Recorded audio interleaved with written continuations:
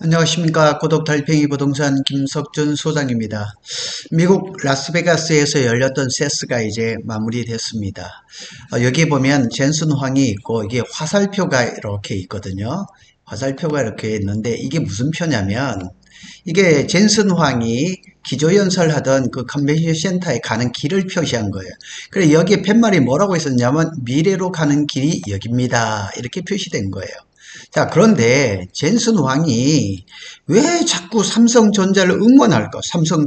작년 3월 달부터 무슨 젠슨이 무슨 승인을 한다든가 곧 될 거다 될 거다 이런 얘기를 왜 자꾸 얘기를 하는지 여러 가지 분석이 있는데 그 말의 분석을 좀 해보도록 하겠습니다. 젠슨 황 엔비디아 CEO가 삼성전자를 열렬히 응원하고 있어요. 올해 행사에도. 그래서 젠슨 황이 뭐라고 얘기를 했냐면 이렇게 얘기를 한 거예요. 삼성이 HBM을 공급할 것이라는 사실은 내일이 수요일이란 만큼 확실한다. 삼성은 위대한 회사다. 이게 무슨 칭찬인지 무슨 응원인지 모르겠지만은 하여튼 이런 말을 계속하고 있는 속뜻이 무엇인가? 뭐 비웃고 이러는 것은 아닌 것 같아요. 근데 현재 삼성전자는 HBM을 제대로 공급을 못하고 있어요. HBM3는 공급하고 있지만 저게 주력 상품은 아니거든요. SK 하이닉스만이 엔비디아의 HBM을 대주고 있죠. 조금 일부는 또 마이크론도 하고 있는 것은 사실이에요. 그런데 젠슨 황의 삼성전자 응원이 이번이 처음이 아니거든요. 그런데 작년 3월, 작년 11월 블룸버그 대표적인 게 블룸버그예요. 블룸버그 TV하고 인터뷰를 하면서 삼성전자를 지지하거나 기술력을 축혀 세우거나 하는 일들이 지금 자꾸 반복이 되고 있어요. 왜 이렇게 젠슨 황은 삼성전자를 응원을 하는지 한번 얘기를 해보도록 하겠습니다. 엔비디아는 어디에서 돈을 벌까요? 여기에 이렇게 잘 보시면은 아주 좋은 그래픽이 이렇게 되어 있는데 데이터 센터가 당연히 87%로 압도적이죠. 그리고 게임이라든가 여긴 또 저기 이제 그 GPU가 들어가 있죠. GPU가 들어가 있죠. 전문 시각화 자동차는 좀 졌죠. 그 외에 그다음에 외출 원가 그 다음에 연구개발, 판관비, 그 다음에 영업이익이 지금 여기 어마어마하게 이렇게 되어 있고 65%를 기록하고 있죠. 그래서 이런 것들을 오늘 한번 살펴보면서 젠슨 황의 의도를 한번 살펴보도록 하겠습니다. 엔비디아와 삼성전자 얘기를 하기 전에 SK를 먼저 한번 살펴봐야 돼요. 왜? 지금 HBM 시장에 지금 SK 하이닉스가 거의 독점하고 있기 때문이죠. 24년 역대급 실적이 이제 기대되죠. 1월 아마 마지막 주 정도에 아마 발표가 될 건데 지금 증권사의 컨센서스는 다 달라요. 연간 매출은 대략 한 66조 원, 영업이익은 23조 원 이렇게 될 거라 이렇게 얘기를 합니다. 결국 이건 예상치만 봐도 삼성전자를 추월을 했어요. 그래서 이 전년 23년에 비해서 매출은 2배, 그 다음에 영업이익은 5배가 될 것이라는 엄청난 얘기를 하고 있어요. 그런데 이렇게 지금 SK 하이닉스가 절대적인 이렇게 지금 하고 있는데 그럼 엔비디아는 얼마나 이 엔비디아가 돈을 버는데 SK 하이닉스가 얼마나 많은 그 기여를 했는지 그게 이제 그 공식적인 문서가 나와 있어서 그 내용을 한번 보도록 하겠습니다. SK 하이닉스가 이제 분기 보고서를 냈는데 이렇게 1, 2분기하고 3분기 작년 얘기죠. 그런데 1분기에 없었던 내용이 2, 3분기에 등장합니다. 이건 주요 고객에 대한 정보. 요게 이제 그 중에 일부를 따온 겁니다. 당 분기 및 전분기 중 단일 외부 고객으로부터 매출액이 연결회사 전체 매출의 10%를 상회하는 고객은 없다. 그러니까 우리나라는 특정 고객 매출 규모가 전체의 그 이익의 10%가 넘으면 따로 떼서 공시를 해야 되는 제도가 있다고 합니다. 거기에 이제 작년 1분기에는 없었어요. 근데 2분기에 주요 정보가 등장하기 시작합니다. 요 내용을 한번 보도록 하겠습니다. 주요 고객에 대한 정보. 당 반기 중 단일 외부 고객으로부터 매출액이 연결회사 전체 매출의 10%를 상회하는 고객가. 요 가를 잘 보세요. 이게 가로부터 발생한 매출은 3조 636억 정도 된다는 거예요. 단일 고객으로. 그럼 이 10%를 상회하는 고객가가 누구겠냐는 얘기예요. 이 얘기를 오늘 한번 좀 짚어보고 가겠습니다. 공시에 따르면 3조 630억 정도의 특정 고객가로부터 발생을 했습니다. 그래서 SK가 총 매출이 28조 뭐 한 10%가 살짝 웃도는 실적을 냈거든요. 또 한 가지 보겠습니다. 또 여기는 또 보면은 여기에 보면은 6조 958억이에요. 그러니까 이게 이제 전체 매출액의 10%를 상회하는 고객가, 똑같은 고객가예요. 발생한 금액은 6조 958억이라는 얘기예요. 굉장한, 그러니까 불과 3개월 사이에 3조 이상이나 그냥 금액이 증가를 해버린 거죠. 자, 과연 고객가가 누구냐는 얘기죠. 자, 3분기에 이 금액이 크게 뛰어가지고 6조 원 넘게 팔았어요. 그러니까 이 지금 3분기에 SK하이닉스의 전체 매출이 17조 5,730억이니까 공시 기준이 10%를 훌쩍 뛰어넘어서 35%에 달하는, 불과 3개월 만에 3조 원 이상의 영업이익이 매출이 발생했다? 그러면 고객가는 누구냐는 얘기예요. 고객가. 그래서 SK하이닉스께 확인해 봤습니다. 고객가가 누구냐? 고객에 대한 정보는 알려드릴 수 없습니다. 혹시 엔비디아가 아니냐? 거기에 대한 정보는 정답이죠. 뭐 이거 이상 말할 수가 있겠습니까? 절대로 뭐 말할 수가 없는 거죠. 그러면 추측을 한번 해볼 필요가 있죠. 전 세계에서 SK하이닉스로부터 불과 3개월 사이에 6조 원을 넘겨 사들이는 기업이 어디 있을까요? 더군다나 사들이는 규모가 급격하게 늘었어요. 환율을 생각해도 마찬가지죠. 엔비디아밖에 없죠. 그렇게 생각하죠. 그래서 물론 엔비디아가 아닌 다른 기업이 사갈 수 있다고도 생각할 수 있지만 그렇지는 않을 거예요. 확실한 것은 엔비디아가 저렇게 SK하이닉스의 HBM을 사갔다고 이렇게 할 수가 있죠. 이번에 CES 2025에서 가장 핫 이슈는 피지컬 AI, 이런 휴머노이드 로봇에 대한 얘기죠. 그런 얘기는 좀 다음에 하는 걸로 하고요. 여기 보면 미지의 고객 가가 도대체 누구냐는 얘기예요. 엔비디아라는 전제하에 본론으로 가서 한번 살펴보면 엔비디아는 역대급 실적을 이어가고 있어요. 매출 총 이익률이라고 했습니다. 70%가 높습니다. 매출 총 이익률이라는 것은 매출액에서 매출 원가를 뺀 거예요. 그래서 여기에서 이게 영업이익하고는 조금 달라요. 영업이익은 매출 총 이익에서 판관비까지 뺀 거예요. 그래서 총 이익이 70%가 넘는 거예요. 그렇게 영업이익률만 따져도 60%가 훨씬 넘는 거죠. 그러니까 전체 매출이 느는 것도 놀랐지만은 그렇게 번 돈 가운데서 줄 돈, 비용을 빼고 호주머니에 들어오는 돈이 70%가 넘는다는 얘기죠. 자, 이게 엔비디아의 매출 총 이익률 추이입니다. 이게 23년 이게 4분기고 그 이후에 75% 간 거죠.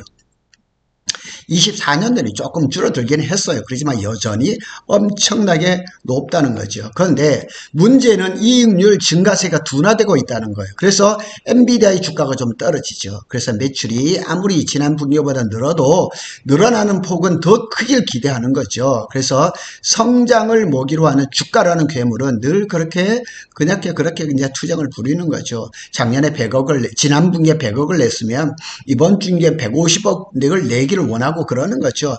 주가라는 것은 미래 성장 가능성을 현재로 긁어 모아는 것, 밸류에이션이라고 그러죠. 이렇게 하는 거죠.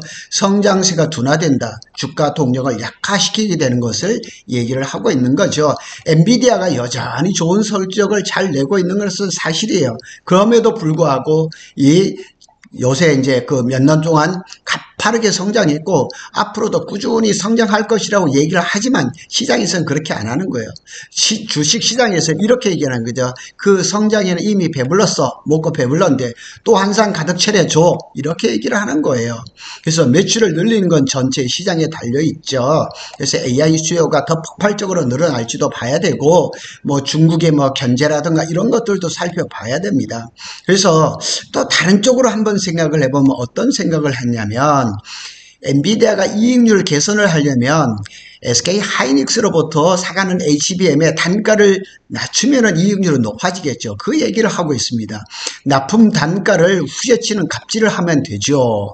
그래서 전에는 100개 구입하면서 100억을 줬던 거를 만약 50억을 준다 그러면 이익률이 배로 올라가겠죠. 그런데 천하의 엔비디아라 할지라도 SK에게는 갑질을 할 수가 없는 구조라는 거예요. 수율이 좋고 성능이 보장된 SK 하이닉스의 HBM을 이 SK 하이닉스를 제껴놓고 다른 데서 사올 수가 없는 거예요. 그래서 지난해 분기마다 껑충 뛰는 SK 하이닉스의 매출과 그보다 높게 치솟는 이익률을 보면 젠슨 황이 SK 하이닉스에 주는 그 이익률을 좀 빼오고 싶은 마음이 가득할 거예요. 자, 이게 이제 미국에서 그 빅테크 기업들의 그 순이익률을 보면은 대단합니다. 여기에 보면 애플이 15.5%, 엔비디아는 지금 55%예요. 근데 이 순이익을 보면 193억 달러로 뭐 알파벳이나 마이크로소프트입니다. 마소가 여기에 비하면 아직 떨어져요. 그렇지만은 순이익률로 보면 압도적이에요. 메타도 지금 못 따라오고 테슬라도 뭐 굉장히 적고 알파벳도 이렇고 하여튼 이 지금 엔비디아라는 이 회사가 이 뭐 이익률이나 이런 것들은 지금 씹어먹고 있는 거죠. 엔비디아 입장에서는 HBM을 거의 전적으로 SK 하이닉스에 의존하면서 두 가지 면에서 아쉬울 거예요. 하나는 뭐냐면 이제 앞에 얘기했던 원가율이에요. 영업이익률 이런 걸 얘기를 하는 거죠. 또 하나는 공급 안정성이 얘기해야 됩니다. 만약 SK 하이닉스가 어떤 뭐 HBM4라든가 이런 데서 삐끗해가지고 제때 공급을 못 해줬다 그러면 지금 뭐 마이크론도 지금 캐파가 적고 삼성전자는 아직 콜도 통화를 못 했으니까 이게 또 리스크가 될 수가 있죠.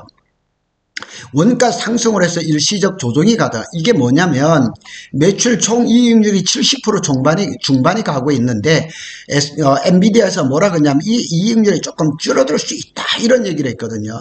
엔비디아가 말하는 원가는 SK 입장에서는 매출입니다. 그래서 힘의 균형이 SK 쪽에 더 유리하다는 거죠. 그래서 SK 하이닉스의 최태원 회장이 세스에서 젠슨황 만나고 나서 하는 얘기가 HBM AI를 개발하는 속도가 전에는 우리가 좀 못했었는데 우리가 더 앞섰다 이런 얘기를 하는 거죠. 25년 엔비디아는 이미 25년 납품 계약을 체결해 끝났어요. SK 하이닉스. 그런데 제가 지난주에 또 어떤 분한테 전화를 한 번 받았는데 24년을 기준해서 3년치가 완판됐다는 소식도 있다 그래요. 그러면 25년까지 완판이 아니라 26년까지 완판이란 얘기죠. 그래서 SK 하이닉스로부터 앞으로 더 얼마나 많은 HBM을 사갈지 모르지만 AI 수요는 여전히 활활 타오르고 있는 건 사실이에요. 그래서 엔비디아하고 최태원 회장하고 세스에서도 만났는데 뭐 그 올해 HBM의 그 납품 뭐 이런 그 물량이나 이런 것을 얘기를 했지만 납품 가격을 보고 힘겨루기를 했을 것으로 보여요. 그렇다고 해서 엔비디아가 일방적으로 갈 수가 없거든요. 왜냐하면 이렇게 수율이 좋고 성능 좋은 또 대량의 HBM을 공급받을 때는 SK 하이닉스 밖에 없기 때문에요. 그래서 HBM 납품 가격을 확 낮추는 것은 불가능해 봅니다.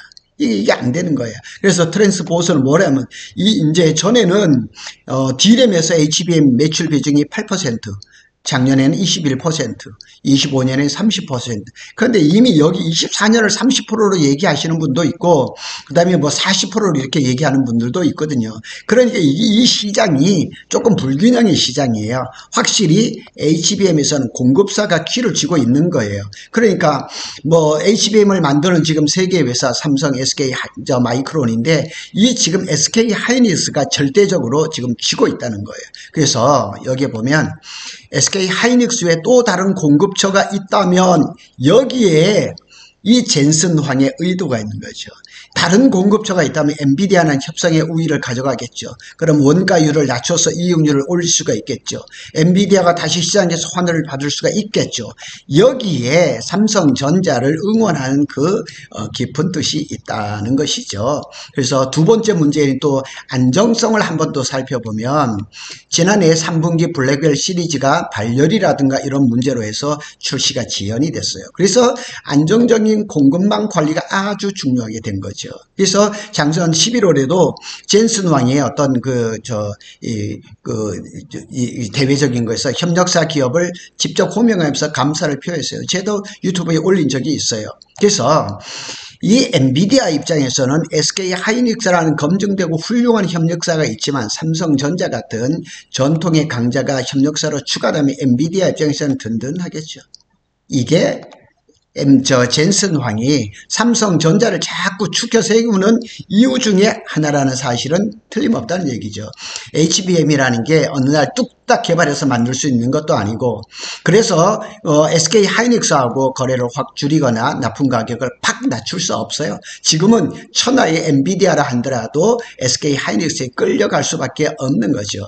그래서 SK 하이닉스로부터 납품은 비싸게 오더라도 추가 협력사에게는 그보다 낮은 가격으로 조달할 수가 있는 거죠. 자, 삼성전자가 8단, 12단 HBM3E를 쿼를 통과해서 이번 1분기에 만일 엔비디아에 납품을 한다. 그러면 SK 하이닉스는 벌써 계약이 다 돼 있으니까 비싸게 사올 수밖에 없지만 추가 협력사 삼성이죠. 삼성으로부터는 싸게 갖고 오면서 전체적인 원가율을 낮출 수가 있는 거죠. 그래서 안정성이라는 문제와 그 다음에 원가율이라는 개선, 두 마리 토끼를 잡을 수 있는 방법은 하나밖에 없는 거예요.